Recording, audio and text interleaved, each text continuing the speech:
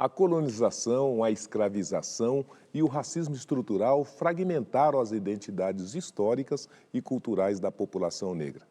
Mas será que o resgate da ancestralidade e das memórias negras são capazes de reparar o apagamento histórico e garantir o sentimento de pertencimento do povo negro no mundo atual?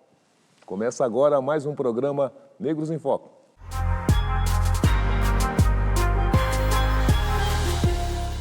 Nas proximidades dos 135 anos da abolição, reconhecer as influências africanas, ressignificar e preservar a história é uma luta constante da população negra. E para tratar do tema, estão aqui comigo hoje o sociólogo e pesquisador Paulo César Ramos, não é? E o Claudinei Roberto, que é artista visual e curador do Museu Afro-Brasil, Emanuel Araújo. Sejam bem-vindos. É um grande prazer tê-los conosco no programa Negros em Foco. Tudo bem? Um prazer estar aqui. Prazer estar aqui. Muito obrigado pelo convite, pela oportunidade de conversar. Pois é, olha, hoje se fala muito em diáspora africana, mas o que é esse conceito? A diáspora afroatlântica é um acontecimento importante na história da humanidade. A contribuição que os africanos deram para a civilização, ela ainda está por ser reconhecida. E onde esse elemento africano chegou, ele teve o condão de promover mudanças fundamentais na cultura, na economia, na política. É um processo que continua vigente. As diásporas, elas não deixaram de existir. Elas ganham outras qualidades. Agora, Paulo, e essa diáspora no Brasil foi apropriada? Ela tem conseguido produzir, então, esses impactos e essas transformações, na sua opinião? Eu acredito que sim. E é uma luta constante de quem está engajado no antirracismo. Pessoas estão constituindo formas de fazer com que as pessoas visualizem essa dimensão diaspórica da sua própria existência. Você pode dar um exemplo? Isso é visível, por exemplo, na Lei 10.639, que propõe o ensino de história e cultura africana e afro-brasileira, que ela abre as portas para que as pessoas entendam as suas origens, conectando as experiências locais com contextos internacionais, fazendo com que as pessoas entendam que a sua identidade, a sua história foi construída não apenas no lugar, mas no movimento diaspórico entre pelo menos 3 continentes, né? O continente americano, o continente europeu, o continente africano e daí para além. Eu vou convidar vocês para a gente dar uma volta no Museu Afro-Brasil Emanuel Araújo, que é localizado aqui, na cidade de São Paulo, no Parque do Ibirapuera, para mostrar a importância de existir locais que preservam as memórias negras. Vamos acompanhar. Bom, sejam bem-vindos ao Museu Afro-Brasil.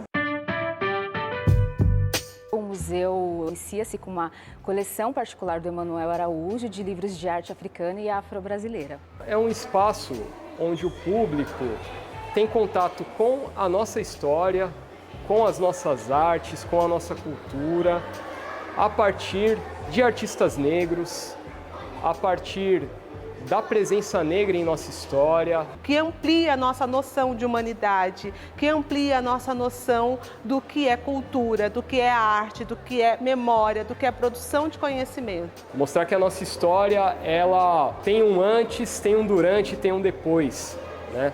A nossa história não começa ali na escravidão. Faz parte da nossa história, não é? Olha lá. O que é aquilo? Tem uma importância muito grande porque não envolve somente a nossa cor, envolve também uma ancestralidade. Então é muito importante a gente trazer, levar os nossos filhos para conhecer a nossa cultura.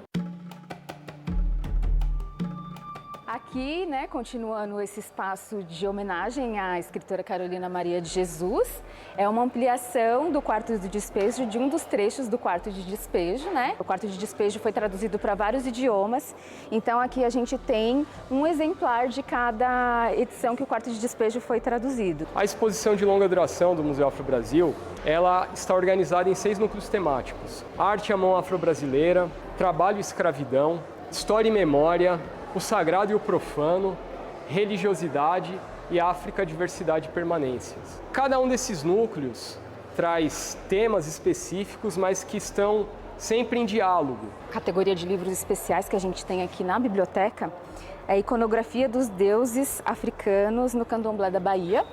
E ele retrata sobre essa religiosidade de matriz africana. O que nós temos aqui é um espaço extremamente importante, inclusive para nós compreendermos as violências raciais que ainda se constituem, se estruturam a sociedade brasileira, né? E aí também pensando a própria religiosidade africana e afro-brasileira a partir de uma perspectiva também histórica, cultural, e não simplesmente marcada aí por uma violência racial, por uma violência colonial, por uma ideia de uma religiosidade do mal. Conhecer a ancestralidade é se voltar para o passado, e se voltar para o passado é tentar entender o presente. Porque mostra uma outra perspectiva, né, no nosso Brasil, algo que a gente de repente não vê nas escolas. E eu não diria apenas na luta antirracista, eu diria também numa perspectiva mais verossímil do Brasil, levando em consideração a contribuição e o protagonismo dessas populações para a constituição da sociedade brasileira.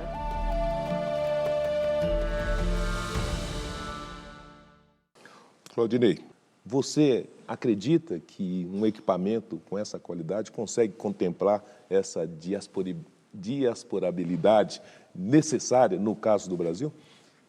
O Museu Afro-Brasil, que foi constituído em 2004, né, ele surge na perspectiva de valorização dessa memória, no resgate dessa memória, em prospectar, em trazer à tona essa história a partir de obras de arte, a partir de documentos, a partir de artefatos, acabam por criar essa narrativa extraordinária. Aliás, Paulo, construir uma narrativa, né, foi justamente o que ficou faltando nessa trajetória histórica do negro e do Brasil no tema negros, não é? Você acredita que esses equipamentos, eles, se fossem tratados da forma devida, eles seriam um espaço importantes para fortalecer todo esse histórico, toda essa riqueza, toda essa construção da nova história do brasileiro? Eu acho que é preciso mais investimentos e mais equipamentos do tipo do Museu Afro-Brasil, e preciso que haja outras iniciativas em cidades médias, em cidades pequenas, por que não, que valorize essa outra forma de contar a história do Brasil, que é uma história que vem sendo construída, vem sendo contada, vem sendo ensaiada, escrita pelas organizações do associativismo negro, do movimento negro, inclusive tentando construir dentro delas mesmas centros de memória. Aliás, a gente tem debatido muito isso, que primeiro, o Brasil não tem tido capacidade de fazer um bom registro da sua história, toda ela, não é? E que nesse tema negros ainda, muitas das histórias que precisam ser conhecidas, contadas, ainda não foram disponibilizadas. Mas eu queria, inclusive, compartilhar com vocês que em muitas das grandes cidades têm surgido, né, espaços que são, aí, em alguma medida, os verdadeiros quilombos urbanos, que são esses polos culturais, de convivência, de aprendizado e de construção de identidade. O Negros em Foco foi conhecer um desses espaços e saber mais como o movimento negro busca manter vivas as tradições, não é? Eu convido vocês para a gente acompanhar. O poder que a gente tem de estar nesse bairro é muito significativo, principalmente para a nossa população afro-brasileira e indígena, né? E com essa musicalidade que muitas pessoas vão entender com tum, tum, tum, tum.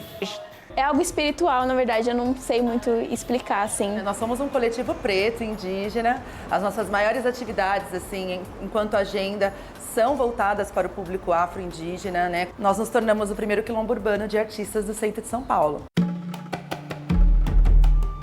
Eu sou de Santos, né, e eu conheci o dancehall através de lá. Eu vim pra cá estudar um pouco mais dancehall. Isso me fez querer ficar e correr atrás, né, sobre esse estudo, sobre essa cultura. Dancehall é uma cultura urbana, nos quais as pessoas têm seus próprios costumes, seus próprios jeitos, suas próprias gírias, né, e é basicamente contextualizada dentro da Jamaica. Ela traz humanidade para o povo preto e também ela exalta toda a beleza, tudo isso que o povo preto é. Mas eu sinto liberdade, empoderamento. É uma cultura também que eu me sinto acolhida, sabe? De estar em todos os lugares e ter todas as coisas que todo mundo tem. É algo muito ancestral e espiritual, assim. Meu nome é Abayami, vem de Yorubá e significa encontro feliz. Um pedacinho do pocket do espetáculo Abayomi, a primeira boneca de pano do mundo, que é um dos espetáculos que eu faço aqui na comunidade, que as crianças mais gostam, assim. Esse projeto traz as crianças para dentro do espaço da Casa Amarela para receber várias vivências ancestrais. Eu sempre falo que o futuro é ancestral, então a gente preserva a nossa ancestralidade viva aqui dentro.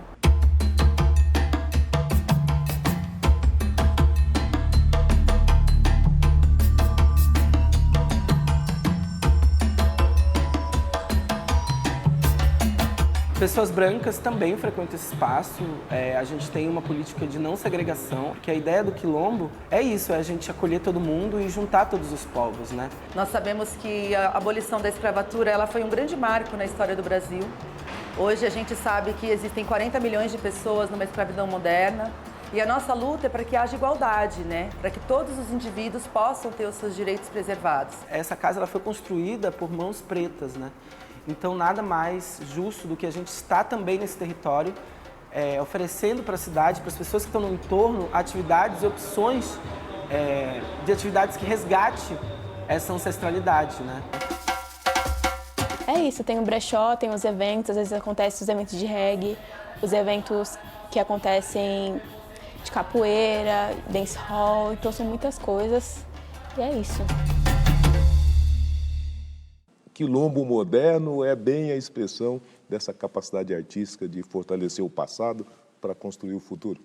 Eu acho que a memória ela surge como uma peça esculpida com matérias-primas no passado, mas as ferramentas são propriamente do presente. Tá. E a cada momento, a cada geração, novos atores surgem para poder esculpir essa peça de acordo com as suas expectativas, com seus interesses, com seus desejos, com seus sonhos. Esse projeto ele é fundamental porque ele acaba ressignificando, reconstruindo uma história ao seu próprio modo, com protagonismo juvenil. Hoje nós temos um policentrismo, não é? Existem vários centros, inclusive a dicotomia entre periferia e centro, ela está sendo erodida, não é? Ela está sendo confrontada, porque nas periferias a gente tem produções absolutamente avassaladoras, potentes, extraordinárias.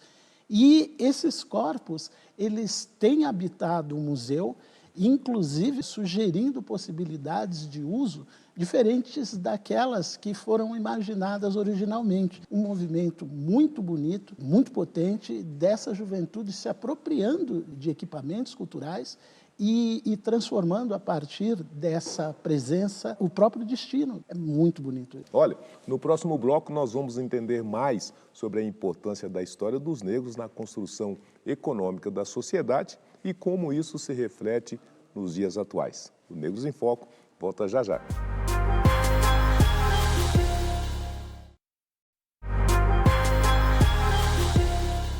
Já estamos de volta com o nosso programa Negros em Foco. E para celebrar os 135 anos da abolição, estamos falando sobre a importância de resgatar as memórias negras e a reconstrução de novas identidades. Para conversar sobre esse assunto, nós estamos recebendo no nosso estúdio o artista visual Claudinei Roberto, que é curador do Museu Afro-Brasil Emanuel Araújo, e também o sociólogo e pesquisador Paulo César Ramos. Olha, nós já sabemos que o Brasil é o país que tem a maior população negra fora do continente africano e que dados da época da colonização e da escravização mostram números importantes para o entendimento da formação da nossa atual sociedade. Vamos aos dados. Segundo o levantamento realizado pelo Banco de Dados do Comércio Transatlântico de Escravos, entre os anos de 1502 e 1866, houve 36 mil viagens para deslocar escravizados ao redor do mundo, levando cerca de 12 milhões de negros africanos. Destes, 40% desembarcaram no Brasil. O Brasil foi o último país das Américas a libertar os escravos, com a assinatura da Lei Áurea em 1888. Na época da abolição, mais de 700 mil negros ainda eram escravizados e nenhuma família liberta teve a ajuda do governo. 135 anos da abolição, o que o futuro nos espera, na sua opinião?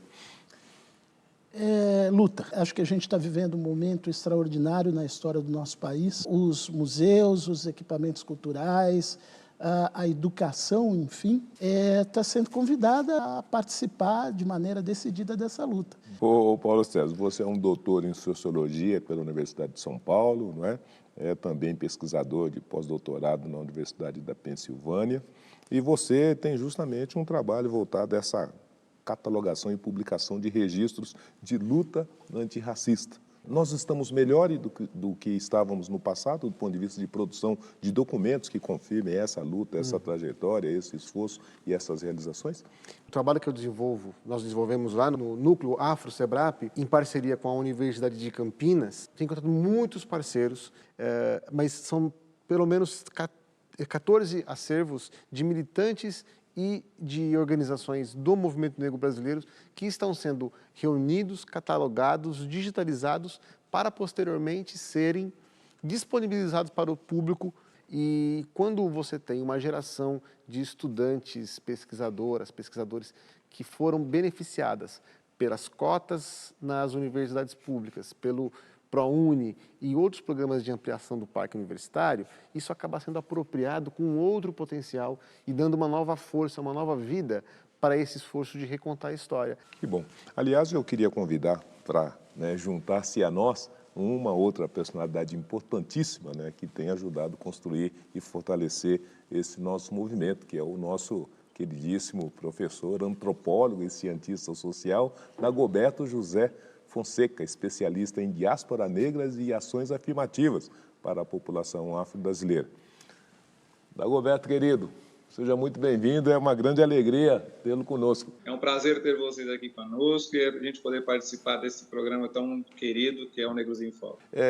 Nós discutimos que a academia não fez toda a lição de casa no que diz respeito a essa reconstrução, essa recuperação, esse fortalecimento e essa construção dessa historicidade negra. Não fez antes. Está fazendo melhor agora, na sua opinião? Não tenho dúvida que sim. Eu entendo que as universidades brasileiras, sobretudo as universidades públicas, elas têm feito um trabalho magistral no que diz respeito ao levantamento da história, a recuperação de memórias e tantos outros artefatos materiais e imateriais importantes. Nós não temos dúvida de que 70% dessa cultura brasileira, seja ela no seu patrimônio material e imaterial, ela tem a marca do africano. Não à toa, nós estamos aqui discutindo um legado tão importante como o Claudinei, no que diz respeito ao Museu Afro-Brasil, e o trabalho desempenhado por Emanuel Araújo dá conta do monumento que nós temos em São Paulo, mas dá conta do monumento que nós temos em diversas partes do país, como aqui em Araraquara, no que diz respeito aos documentos que foram encontrados num cartório aqui da cidade, e que nós precisamos verificar nos 5.000 e poucos municípios desse país, tanto quanto o material tem, no que diz respeito àquele momento da história brasileira, que foi a escravidão. Aliás, o seu livro, As Mentiras do Ocidente, você cita que o eurocentrismo contribuiu para o apagamento dessa história real do continente africano e, em grande medida, também pelo apagamento do acesso a essa documentação histórica. Isso é verdade. As mentiras do Ocidente é uma verdade. O Ocidente mentiu muito. O Ocidente mentiu muito e tem mentido muito. E no que diz respeito a esses dados, dão conta de que essas mentiras, esse eurocentrismo deu um protagonismo ao Ocidente que não é verossímil, Então, eu entendo que nós possamos encontrar muito material em São Paulo, possamos encontrar muito material em Campinas, a última cidade a aceitar fim da escravidão nesse país, e entendo da importância de nós olharmos para a realidade social do Brasil e verificarmos se um crime imprescritível foi cometido no passado, que nós precisamos fazer reparação, compensação, indenização e ressarcimentos às populações negras submetidas ao escravismo passado e submetidas a diversos racismos no presente. Professor Dagoberto, 135 anos da abolição, o que o futuro nos espera? O futuro nos espera com muitas portas abertas. E uma das portas que se abre nesse momento, e a gente não pode perder de vista isto, é a questão das ações afirmativas nas universidades. Nós estamos apenas iniciando, mas nós precisamos entender que nós precisamos fazer com que a nossa população recém-chegada à universidade e as nossas populações que estão saindo da universidade, mediada pelas ações afirmativas, possuam espaço concreto no mundo do trabalho e em condições efetivas de produzir mais conhecimento e uma diversidade de conhecimento jamais vista na história do Brasil. Para a população negra, que é majoritária nesse estado, neste país, que a gente possa efetivamente fazer com que ela possa, de fato, galgar melhores espaços na sociedade, não só do ponto de vista econômico, mas do ponto de vista político e social e cultural. Então, nós precisamos mudar um pouco essa agenda social e, fundamentalmente, a população branca deste país reconhecer que ela é a que comete os crimes de racismo, que são crimes imprescritíveis, o crime de escravismo, que é um crime imprescritível, portanto, uma população que, de fato, atinge e fere fundamentalmente a nossa Constituição Cidadã de 1888. Um grande abraço, até uma próxima oportunidade, professor Dagoberto. Tem uma violência que está aí, que a gente não possa decurar. Nós temos o problema do racismo que está aí, que limita, que cerceia, e nós temos, sobretudo, a necessidade dessa igualização, né, entre negros e brancos, que também está aí no meio do caminho. Professor Paulo César, como é que a gente junta essas coisas e dá esse salto para o futuro? Eu acho que o grande desafio é a gente conseguir construir medidas que associem a justiça redistributiva com a justiça cultural. Então, o que seria a justiça cultural? A justiça cultural seria o reconhecimento da cultura negra não como um terço da cultura brasileira, mas como a própria cultura brasileira. O que estruturou a cultura brasileira. Sim. Tem uma pensadora, Lélia Gonzalez, que diz que a gente não fala português, a gente fala pretuguês. Pretuguês. Porque tanta a influência africana sobre a língua portuguesa, que é falada no Brasil, sobre a língua que é falada no Brasil, que a gente construiu, inclusive, um modo de pensar, um modo de se organizar, um modo de se relacionar. De um outro ponto de vista, é preciso que as instituições passem a reconhecer o que se chama de racismo, né, um racismo institucional que elas pratiquem, e que mais do que isso, não basta dizer que é uma questão estrutural, é preciso avançar e dizer que elas reproduzem e que elas precisam, sim, praticar atitudes antirracistas. Porque se o racismo é estrutural, tudo que vem depois é a reprodução dele. Sim. Então, se você não é antirracista, não tem outra opção. Você é racista. E tem que agir em duas frentes. Uma frente que são as frentes de reparação material, provavelmente dito, que tem a ver com salário, com posto, com trabalho, com emprego.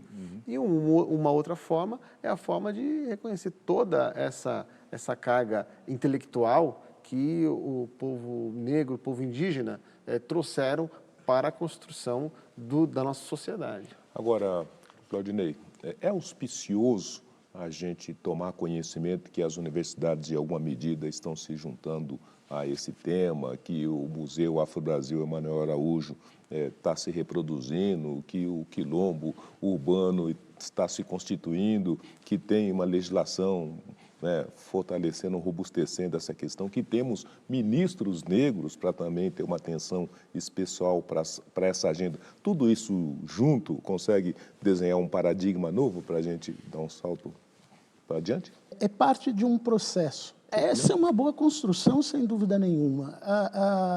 Eu presto alguma atenção às universidades federais do norte e do nordeste do país, que tem uma produção, há já algum tempo, muito potente. O número, o volume dessa produção hoje torna o nosso país um dos principais a estudarem o fenômeno da escravização no mundo. 185 anos da abolição, nós já temos algumas coisas a relacionar, até a comemorar, né? O Museu Emanuel Araújo é um centro dessa reflexão importante e temos aí todo um futuro pela frente que nos espera com essas ações, com essas realizações que de fato nos torne numa cultura integral, num país de iguais, né? E que mesmo essa mancha, essa mácula da escravidão possa ser colocada no seu devido lugar. Apagada nunca, mas colocada no seu devido lugar só como um ponto de inflexão, mas não